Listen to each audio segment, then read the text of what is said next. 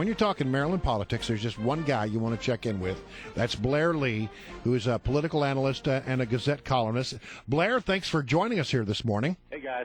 All right, so he's starting very, very early, but and a lot of people say, well, I don't know, maybe we ought to figure out what Hillary's going to do, then decide whether it makes any sense to jump in. He's not waiting. Yeah, he's not going to let Hillary freeze the action, but I have tried to look at this every possible way. I see no path for Martin O'Malley to the White House. I can't figure out how he wins.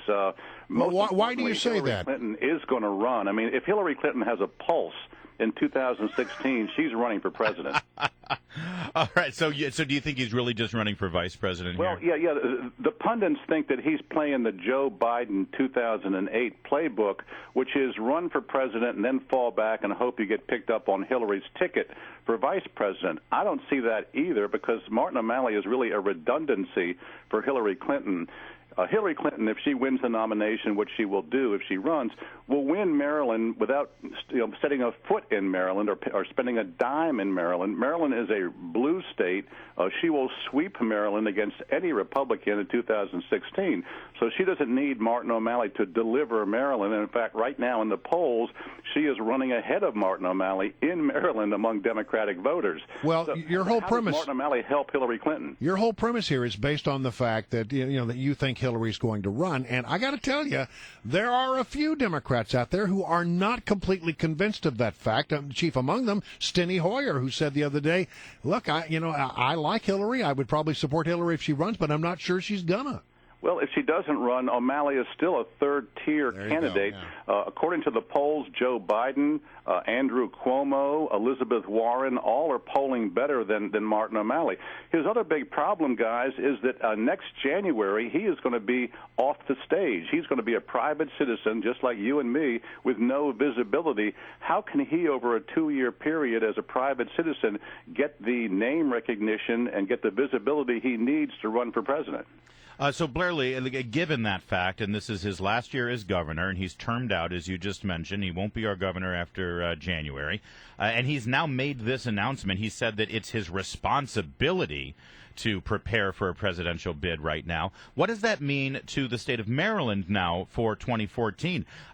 He's got a divided interest, doesn't he? Yeah, I think he's really hurt himself. The message to Marylanders is, see you later. You're in my rear view mirror. I'm pursuing my own career, and I don't care about you anymore. In the most recent Gonzales poll, which is the most accurate poll in Maryland, among Maryland voters, O'Malley's favorability is 48. His unfavorability is 49. I mean, those are not good numbers for a Maryland incumbent governor. All right, so let's be as charitable as we possibly can. Let's imagine that Hillary does not run, and here we have the candidacy of Martin O'Malley. What is the one thing that he can point to as governor that he can claim is a complete success, things that he should bring to the nation? Well, as a liberal Democrat going for a Democratic nomination, he will play to the left. He will show how he pushed gay marriage and through the assembly, how he repealed the death penalty, how he got in-state tuitions and driver's licenses for illegal immigrants. All these things will be sort of his selling points among Democrats. The problem is he has lots of baggage, too. He has raised 40 different taxes and fees in Maryland during his tenure. Marylanders are now paying $3.1 billion a year more in taxes than they were before O'Malley.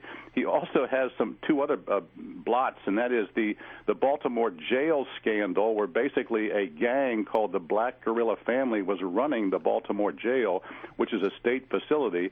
And then he also has this disastrous website exchange, the Obamacare website exchange in Maryland, which actually makes the federal website look good.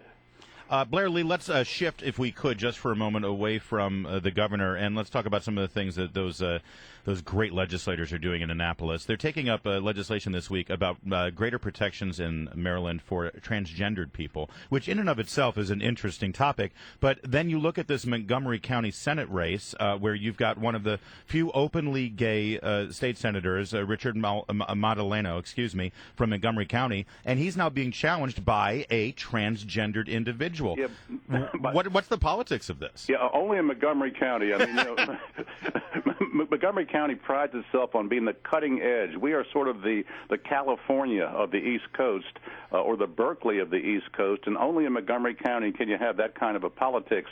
Montgomery County is ultra liberal. There's not a fad that we can turn our back on, and we love being on the cutting edge of everything, whether it makes sense or not. And Senator Madalena was actually sponsoring this transgendered legislation. Is this a way to sort of shore up that part of his base, I suppose? Yeah, it's pretty odd. And again, this is Montgomery County. It's hard to explain to outsiders. We are like a little cult in Montgomery County of ultra liberals. Blair Lee. Do you sense, though, that there is a change underway? I mean, look, it's a heavy road to hoe.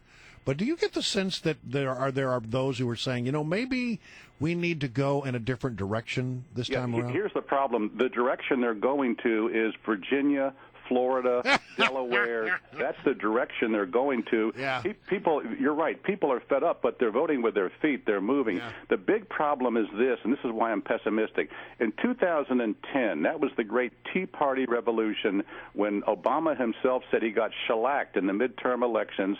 Republicans won Congress. They won 63 seats in Congress, and yet all of that bypassed Maryland. The complete Tea Party revolution bypassed Maryland. All the incumbents were reelected. Martin O'Malley by 14 points beat Bob Ehrlich. It looks like Maryland is an island of liberal Democratic voting power that is immune to national trends. And if they're voting with their feet, then those left behind become bluer and bluer. Yep. You got it. Yeah. You got it. Blair Lee, Maryland political analyst, thank you for joining us. Listen, it's true. Maryland is a bastion for liberal thoughts and liberal politics, and that's why we are here. We're an island of red in a sea of blue. We are the balance for you, Maryland. That's right. Come here, safe shelter That's right what here we do. on WMAL.